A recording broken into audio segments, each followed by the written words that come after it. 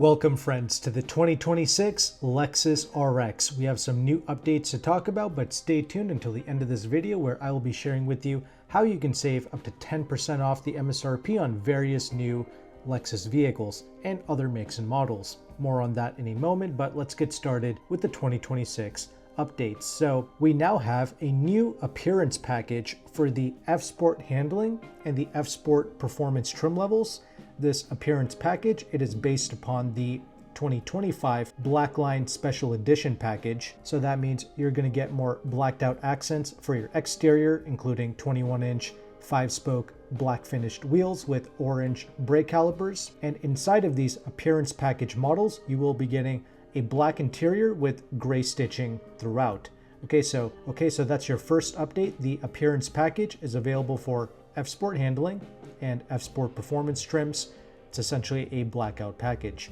Now, the premium trim level has now been added to the RX 450h Plus model. This is the plug-in hybrid Lexus RX, and with this new premium trim, that means the starting price of this plug-in hybrid has dropped by about $6,000 compared to the 2025 RX 450h Plus. So that's huge. If you just want the cheapest plug-in hybrid RX, well, there you go.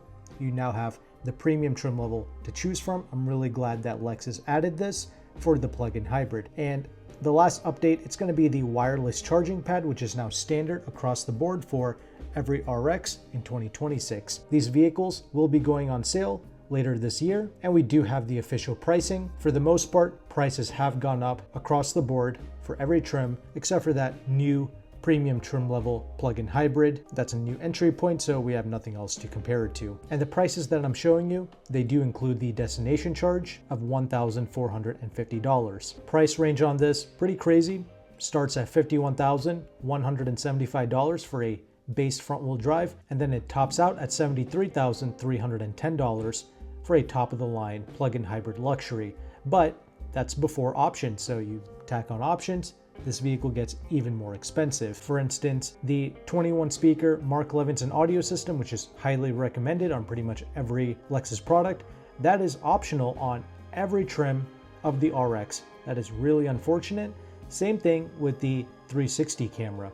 That is also part of an optional package. It does not come standard on any one of these trim levels. My issue with Lexus doing that and having certain important options bundled up in a separate package, the issue that I have with that is a lot of individuals, they just want to buy a vehicle that's on the lot, and if that dealership happens to get like a strangely spec'd vehicle that's fully loaded but it's missing the specific package that has the ML audio, well, that's just a weird build and it's just going to be sitting on that dealer lot forever. So it just makes it frustrating for both consumers and for even the dealership as well. I feel like once you get up to a certain level in trim, those important options should simply be standard, but it is what it is. Speaking of standard, you do get the Lexus Safety System 3.0, and this includes your useful safety tech features like your blind spot monitoring and rear cross traffic alert. You do get that as standard, along with wireless Apple CarPlay and wireless Android Auto. The base infotainment screen size, it is 9.8 inches, and that's true for the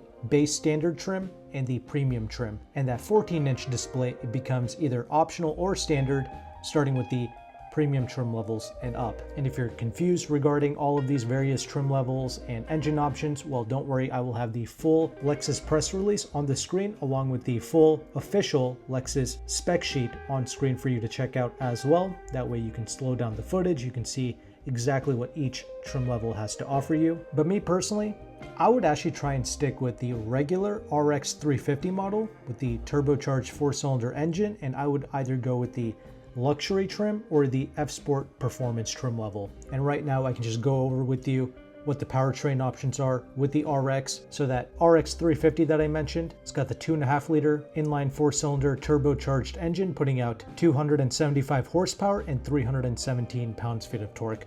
Motivates these vehicles effortlessly. There's no issues. It's decently refined. It's not even a big deal. Easily quicker than the previous V6. The very popular RX 350h Hybrid. It's actually a naturally aspirated 4-cylinder engine.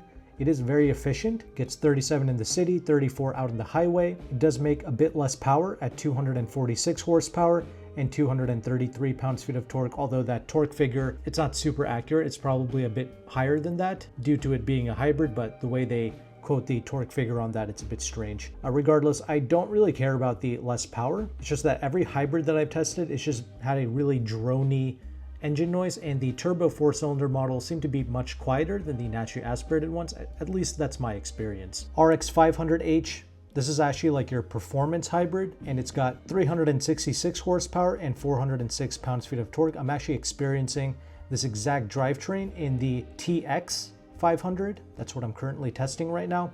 It is really quick. It's got a great direct 4 all-wheel drive system, puts down the power instantly and effortlessly. So I like it. I just wouldn't pay up for it, that's all. And then we have the RX 450h Plus. Again, we have the naturally aspirated 4-cylinder. This is your plug-in hybrid model. It's making 304 horsepower and it can do 38 miles of pure EV range. Once again, it's got the naturally aspirated engine, so the engine noise, it's not that refined, sadly, but if you don't care about that, then sure, go ahead.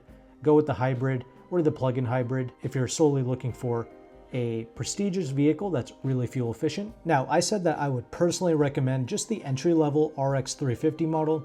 Why is that? Well, in my personal experience, again, I have to emphasize this, it's my personal experience, I've noticed that just the regular entry-level models without the hybridization, they just seem to drive smoother and cleaner for whatever reason. It could be due to the lower curb weight, right? Because something like an RX 350, it's going to weigh about 400 to 500 pounds less than the plug-in hybrid and the RX 500h performance hybrid. And that could be the reason why the body control is better on something like the RX 350.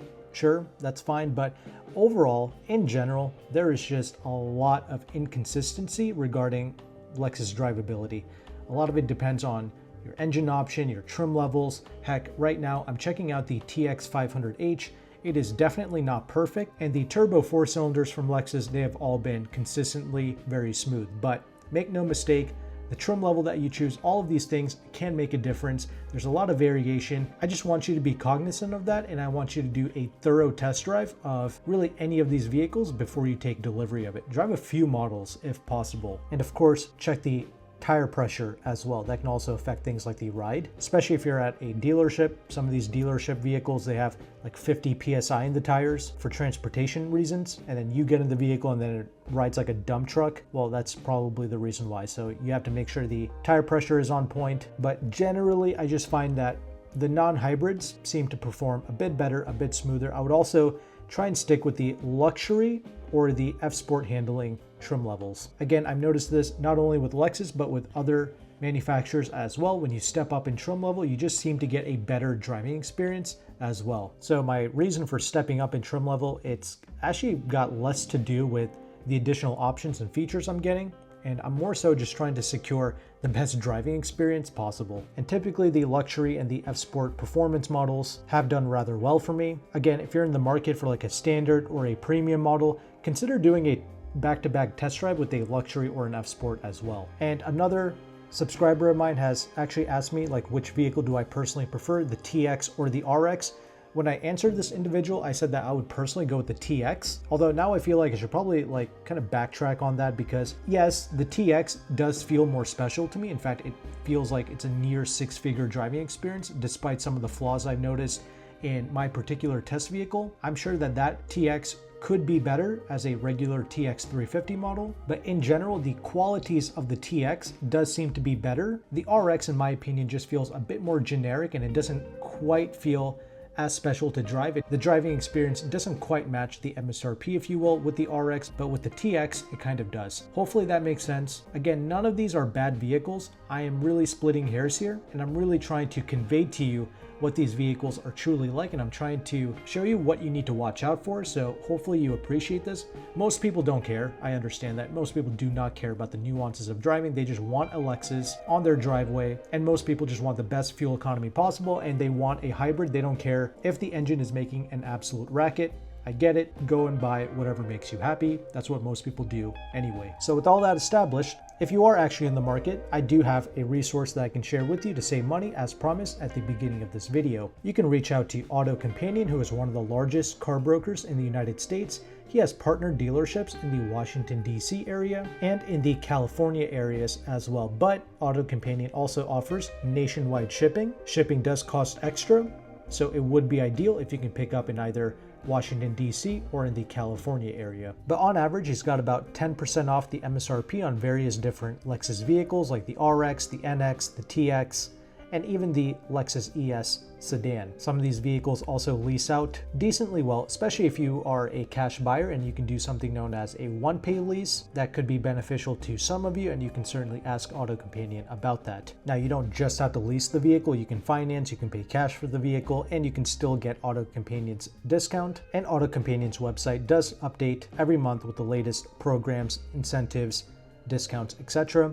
Not to mention, AutoCompanion also carries other brands as well, like Acura, BMW, Mercedes, Audi, Infiniti, Porsche, etc., and even some economy brands like Mazda, Toyota, Honda, Nissan, Hyundai, Kia, etc. These are genuinely some of the best prices in the United States. Many of these vehicles are actually trading below invoice, but to access these deals, AutoCompanion does charge a broker fee. He did say that if you go on his website and you fill out an inquiry form and you mention my channel, he did say that he'll take some money off of his fee, and I really appreciate him doing that for my audience, because AutoCompanion is not just saving us money off the MSRP, he's also saving us time, headache, and potential junk fees like nitrogen fees, tin fees. You don't have to deal with any of those dealership shenanigans or manipulation games. You just get the vehicle that you want and you're out. And in some cases, you can even build the vehicle that you want with these high discounts. So all of AutoCompanion's information will be down in the description box below. If you found value with this content, make sure to like and subscribe. Thank you again for watching. Take care and goodbye.